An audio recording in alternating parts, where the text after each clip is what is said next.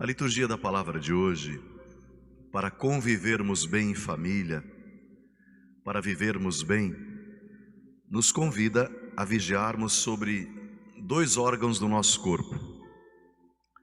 Parece algo simples e óbvio, mas não é. Só que nós temos que lembrar que aquilo que Jesus diz, fisicamente, sempre aponta para o plano espiritual. Então não se trata apenas de cegueira física, não se trata também, como diz a leitura, de um órgão físico, que nós vamos ver qual é na carta de Tiago. É muito mais do que isso. São Tiago hoje diz que toda pessoa deve ser pronto para ouvir, mas lento, moroso para falar e moroso para se irritar. Aqui está uma chave que eu penso salva muitos relacionamentos, muitos casamentos, muitas amizades. Escutar duas vezes antes de falar. Pensar, meditar, olhar bem.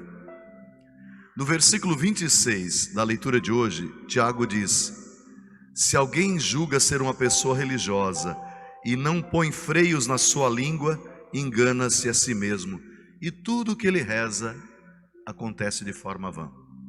Então às vezes a gente bota a perder todo um relacionamento que nós temos, porque ou dizemos o que não deve ser dito na hora errada, ou não dizemos o que precisa ser dito na hora certa.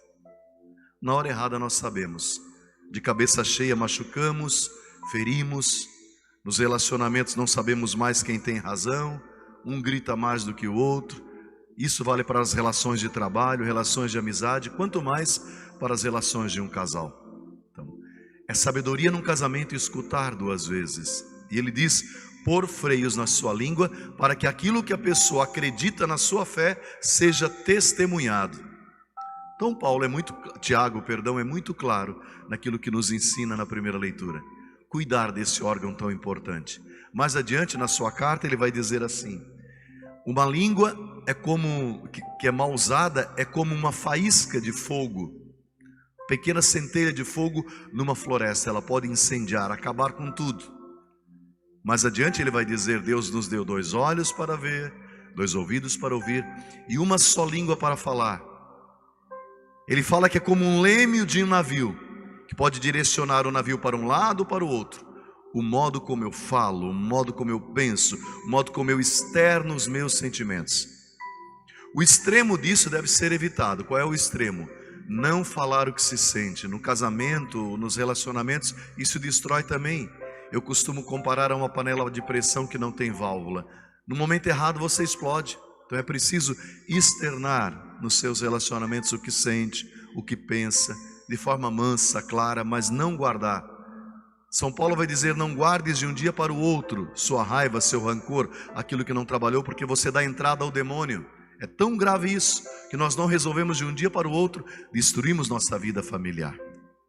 Mas daí é necessário um processo de cura. E o processo de cura nos é ensinado pelo Senhor Jesus, hoje no Evangelho, segundo São Marcos, no capítulo 8. Veja, Jesus chega em Betsaida, trazem a ele um homem cego. Aqui é cegueira física, mas ela sempre aponta, como eu disse, para o plano espiritual. Ela nos ensina algo do ponto de vista espiritual. Primeiro ato de Jesus é esse, quando pedem que Jesus toque nesse homem. Eu acho fantástico isso. Deixar-se tocar por Deus.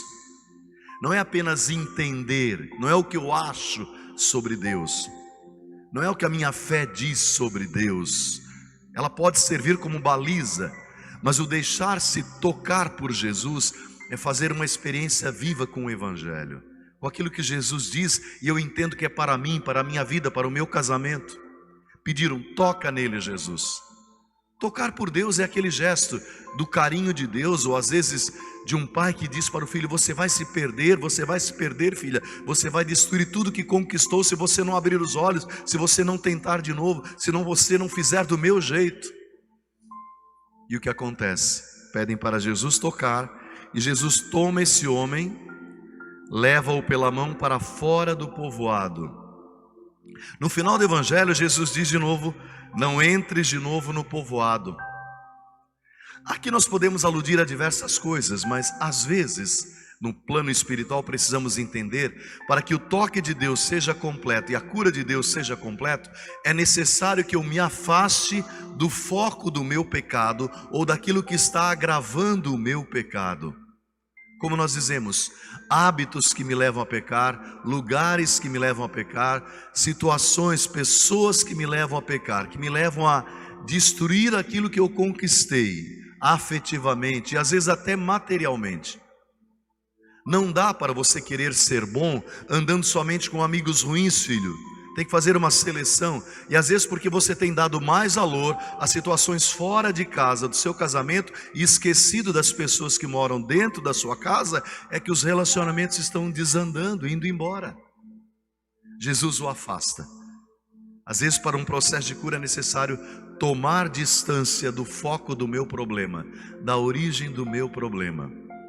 Só que o processo de cura espiritual é engraçado. Quando você vem à presença de Jesus, olha o que Jesus fez. Primeiro, Jesus pega o cego pela mão, leva para fora, e em seguida Jesus pega a saliva, cuspiu nos olhos dele, colocou nos olhos dele. Ele vai fazer esse mesmo gesto quando vai curar o surdo mudo, porque para um judeu era claro, a saliva era um símbolo do Espírito concentrado, coloca nos olhos dele. Em seguida Jesus pergunta, após colocar a saliva, impõe as mãos também. Estás vendo alguma coisa? É interessante que o homem não vê claramente, mas Jesus fez o processo de cura.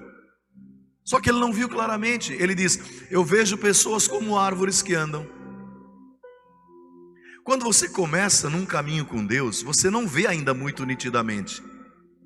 O neófito, quem é o neófito? Aquele que voltou de novo às fontes da fé, aquele que está agora fazendo uma experiência com Jesus, aquele que ou pela primeira vez se aproximou, ou está fazendo um recaminho com Jesus. No começo, quando vem, se empolga, mas ele ainda não enxerga muito direito para onde ir. E a gente corre o risco de confundir as coisas. O que nos dá a verdadeira certeza e clareza? O caminho é por aqui.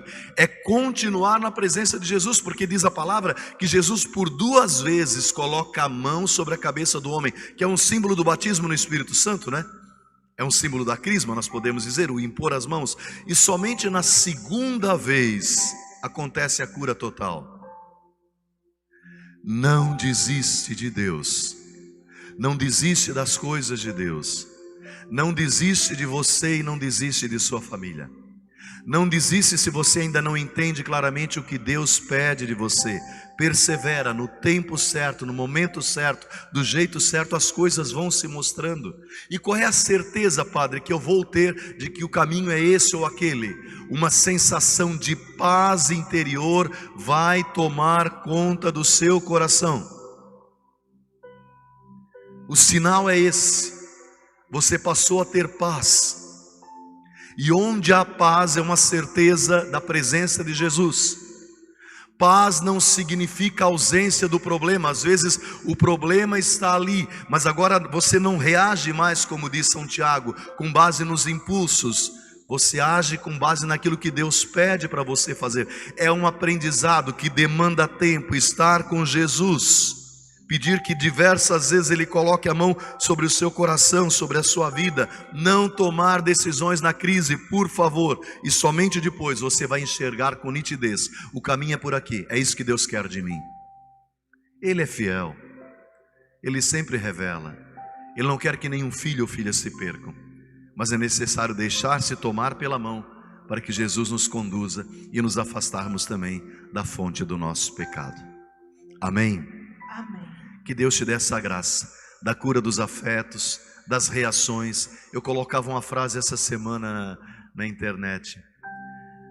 As suas ações não determinam quem você é. O que determina quem você é são as suas reações. Porque às vezes a pessoa anda bonitinho, mas na hora do limite, do problema, do perigo, da briga, como é que ela reage? É o jeito como ela reage que revela realmente quem ela é no mais profundo do seu ser.